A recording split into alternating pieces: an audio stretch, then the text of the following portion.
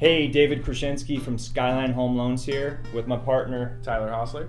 and we just want to take a quick minute and actually not a quick minute, probably a longer than a quick minute, and talk about what's on everybody's mind these days, and that is investing in real estate, right? So we've seen a dramatic increase in property values over the last 5 years, and I think that a lot of people are thinking, how do I get into this? What's the benefit of owning investment property? How do I get started? What are the tools I'm going to need? What are the opportunities? How do I do it? So, Ty, with that being said, what do you think the number one benefit to investing in real estate property is? I think the number one benefit is going to be residual income. Setting everything up to where you're getting that check every month on the beginning of the month, every month, forever until you sell the house. So, having multiple streams of income is always the goal at the end of the day. Residual income is always the best. So I think number one best thing about it is residual income if you can set it up properly.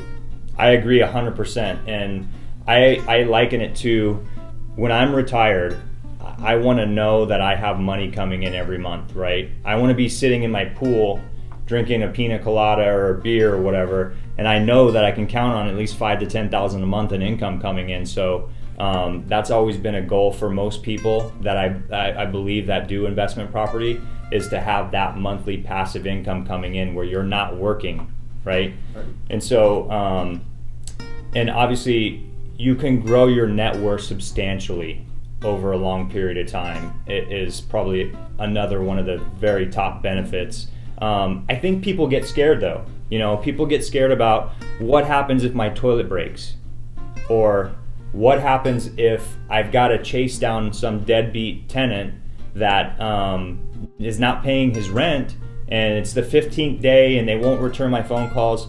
I don't know about you, but do you have those images come into your mind? Yeah, more of a landlord. Right. So we're going to address that as well. But I think I want to get started with getting started. How do you do it? You're a young guy. What's your plan? What do you think that you want to do? So I purchased my first home a couple of years ago. My goal is to, I bought it cheap, fixed it up a little bit. My goal is to rent it out, and I'm going to buy my next house. So, you and I both know that we can take the rental income that I'm going to be getting for that house and offset my monthly mortgage payment. So basically it doesn't look like I have a mortgage on my house, and I can qualify for, a bigger house because now I'm ready to move up. Yep, exactly. And that's the key, is once you go to qualify for a new home, you buy your first home, right? And then we could use the rental income to offset that payment. So virtually you're qualifying with no mortgage payment at that point, because if your rent is $1,250 and your mortgage payment's $1,000, that's essentially going to be covered in the qualification process. So it's like you have no payment, right? So I think that getting started can be scary because there's obviously a lot of risks, right? You might be wondering, how do I title the property? Do I put it in an LLC? What happens if the air conditioner breaks? Those type of scary things, and we'll definitely go over that. Because I think those are legitimate concerns. But number one, I think, what do you think is the key to not having that fear? I would say a good property manager. They're going to screen their renter before they put them into the home to make sure they have good credit, that they're paying their bills on time. They're going to answer those late night phone calls like, hey, the water heater just broke. They're going to schedule to get a new water heater in there. They're going to chase down the rent. So having a good property manager is probably one of the most important things, so that you're not a landlord. Right. You're the owner of the home, and they're paying the mortgage for you. You're taking, the property manager's taking care of the other responsibilities, and you're sitting back collecting a check. Yeah, and I think a lot of us, we're so busy that people are nervous they're going to get distracted from doing their day-to-day things that really make them money right now, like us doing loans, or our clients, working at Amazon or wherever they work. I think those people get concerned that they're going to have to answer a bunch of phone calls. But really, when you talk about having a property manager, you want to find a good one, because I've had tenants that weren't paying their rent, and I've had to do 5-day notices to get them out of the house. I've had things break, but the key is to have that person, because they know all the contractors out there, right? They know the people that can fix the garage doors that won't open. They know the people that can unclog the toilets. They know the people that can get everything done when it comes to the normal maintenance of a property, that takes a lot of the stress out of you worrying about whether or not you're going to get paid, you're going to have to fix stuff, and so it works really well. And obviously, I've had 3 or 4 property managers over the course of my 15 years or so of investing in property, and so we could definitely refer you to somebody that can help you. Next, I think that people are probably hesitant because they might not know where to invest at, right? Right. So why don't you talk about that a little bit? I mean, what would you think if you were going to buy your second home? What would be a good rental for you? A good rental is obviously going to be something that you could rent it for more than what your mortgage payment's going to be. So probably something without an HOA, something that has low property taxes, and maybe something that needs a little bit of work, because you can go in there, polish it up a little bit, get a good price on it, pretty much buy low, rent high is obviously the end goal. Right. Yeah. And I agree with those. All of my best rentals have always been low property taxes and no HOA. I do have a rental with a pool, which I pay pool maintenance. I definitely recommend that. So a pool company comes and takes care of that pool every month, so I know it's not turning green. Right.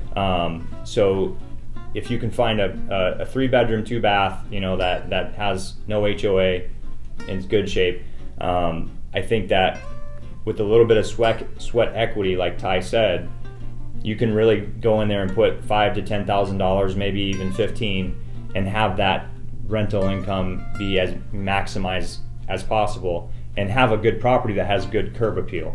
Right? Because everybody wants to live in something nice. It's not limited to people that own the home. Renters still want to live in a place that they admire and they feel proud to come home to. Right. So that leads me to my next question of what do you think that how would you seek out those properties? What would you do to find those properties? Well, I think having a great real estate agent on your team is also one of those important things. I don't have time to sit and look at every house that's on the MLS, but if you have a good agent, they can definitely help you find the right property, something that you can, and they can also look up what it rents for, right? They have access to that. Yeah. In fact, having a good real estate agent is so key in this formula, because they can find the property, they'll know the rent, they'll know if the price you're paying is a fair price, and they can also help you locate those properties without HOAs or in the area that you really want to own the property in. So I think that's a major point that we need to emphasize, is having a good real estate agent to help your success, having a good property manager help your success, having knowledgeable mortgage professionals to help your success in this, because you can't do it alone. And we're the professionals that are here to help you step by step, walk you through this process of maybe buying your first or your second or your third or your 10th or whatever number that is. We're here to help you with that and take the stress off of you. So what about opportunity? I mean, a lot of people out there might think, well, the market's gone up so much, Tyler, I don't know if I want to buy now, because it seems like that I might be buying at the top of the market. Yeah, I don't think that we're at the top of the market. I think that we're still going to see, a few more years of growth. Obviously, I'm not a wizard, and I don't have a crystal ball to look into that. But with the economy growing, with the stock market doing well, everything's continuing to rise. I don't see any decline in the near future. Yeah, and what the point I always make is the fundamentals of investing, right? Because you hear that so much when you're investing in companies and stocks, the fundamentals of investing, what's the numbers that you're thinking are critical. And so for me, I bought a lot of property at the wrong time, so I know when not to buy. Right. And I know, kind of what not to buy. But like when I bought my first few rentals, the rent was actually like $1,000 over what the mortgage payment was, or under what the mortgage payment was. So like if my rent was $1,500, my mortgage payment was $2,500. And I was thinking, hey, this is just going to keep going, and I'm going to have $100,000, $200,000, $300,000 of equity in these properties. And the market obviously did what it did, and I wasn't prepared for that. And so right now, I think what you see the fundamentals are there, right? So if you put 20% down, 25% down, your mortgage payment is way under what you can rent that property for. Yeah. So to me, that's number one fundamental to pay attention to. If the mortgages go so high and the values go so high and it no longer, those are now inverted like they were in 2005 and 2006, I think that's when I would recommend to not buy. But the economy's very, very strong. There's a lot of building going on out there. There's a high demand. There's a low inventory right now. Mm-hmm. So I think, investing in real estate still makes sense. So kind of summarizing things, we talked about getting started. We talked about opportunities, finding the way to make it happen with the equity in your house. If you have equity that's trapped in your house, you could pull it out via cash out refinance. You could pull it out on a home equity line of credit. What are some other things you think that people might be interested in? I mean, what other questions if you're buying your first rental, what do you think? So, I mean, a question that I got the other day actually from a client of ours was, so if I have a client call me and tell me that the AC is broken, do I have to pay $2,000 to fix it? Or can I have a home warranty on an investment property? That's a great question. So I'm just going to give you my experience. I did it the wrong way, once again.